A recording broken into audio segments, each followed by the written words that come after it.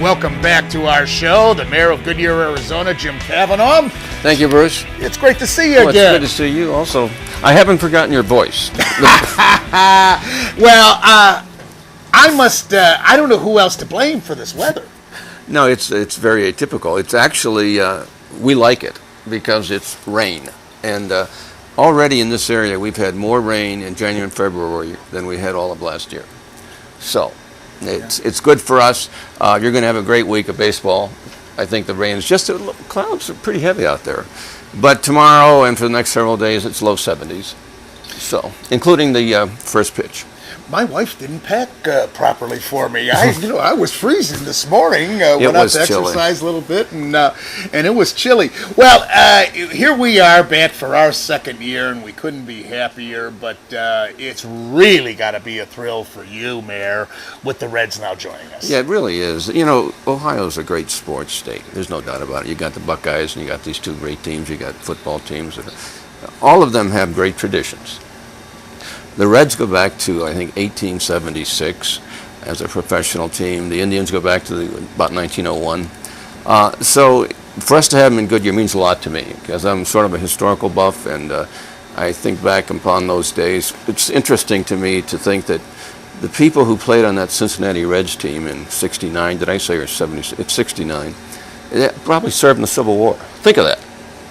That's the history of this organization. I never thought of that. That's fascinating. So it's to me, it means a lot.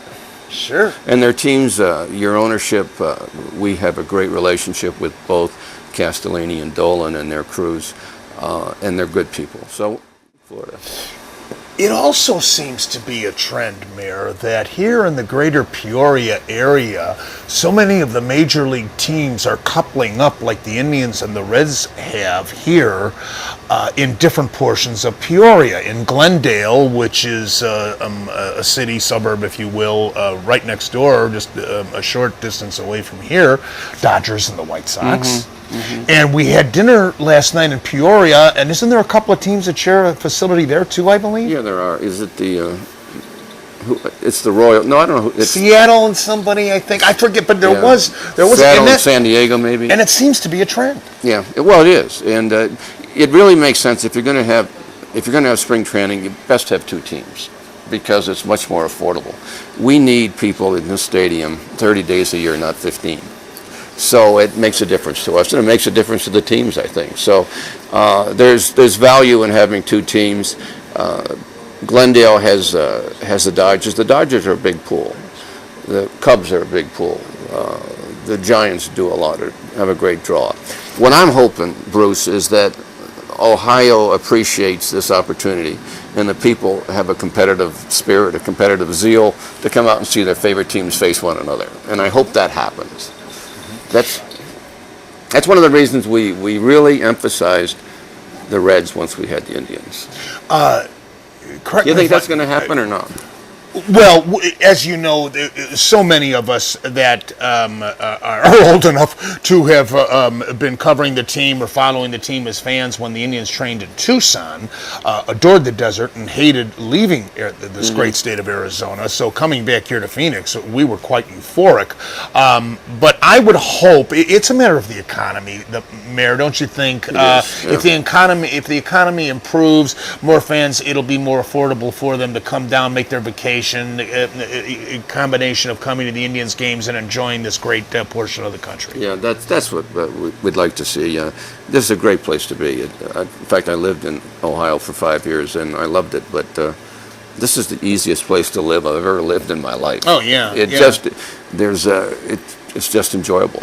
The summers are a challenge, but you get through those. And the Tucson teams are moving up here now too, aren't they? Now that the White Sox left? Yeah, Tucson. That's the Colorado and the Diamondbacks, right? Yeah. They've both made their decisions. They're working with the Salt River, Pima, Maricopa Indian community, and that Indian community. It's just by Scottsdale. I'm not sure how familiar you are with that, but it's just east of Scottsdale. It's a great location, and instead of the state or the county paying a significant part of this, as they did with the Indians and Reds, it's going to be funded by the Indian community itself. And I understand they may be up next year, so we'll see. What were you able to do when the Indians broke training camp last year with this facility? We've used it for various tournaments, baseball and a few other things. Goodyear didn't have anything like this. We didn't have a place to bring 8,000 or 10,000 people, but now we do. So there's a lot of merit and value for us aside of baseball. And this is where we'll do our 4th of July, our Halloween events, those things where we want the people to come out, enjoy a free night. This is what we use it for. And we've been using it for that. Yesterday, of course, was Fan Fest Day for the Indians and the Reds taking batting practice. The kids had a ball with all those inflatables and such. And there was also out here a bunch of tents. I don't know if it was a flea market or a gigantic vegetable stand, but plenty of activity as well out there. Tell me, Mayor, because I know your dream, and I really hope you can attain this. These facilities went up. You led the way down here with the cooperation of the ball clubs, Dolan and Castellini. But you want to build a city around this. Yeah.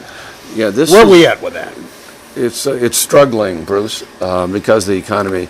Goodyear was growing at a rate of 16% a year for 10 years, and that's just up until about 6 or 7. Last couple of years, we're still growing, but it's no more like 3 or 4. We've lost some folks. Our sales taxes are down precipitously, so it's a challenge. It's not atypical of the rest of the valley, but certainly it's affect my dreams. Or the country. No, I know. I think Arizona, due to its rapid growth and tremendous building, has been hurt more than other places that are more stable, but maybe that's starting to level off. Just north of you, as you know, was our city center within a mile and a half, and that's struggling. So we want a library, a city hall. I want my universities there, and it's a challenge right now. So and again, for those that don't recall or weren't with us last year when we featured you on the show, Mayor, tell them what is the ultimate dream of building the city around these complexes. Yeah, Goodyear is approximately 180 square miles right now. We're a large geographic area, 62,000 people. The central focus of Goodyear is what we call our city center. It doesn't exist today. It should have started a year ago. We're right now in deliberation to see if we can start it up this year. That's right up the street from you.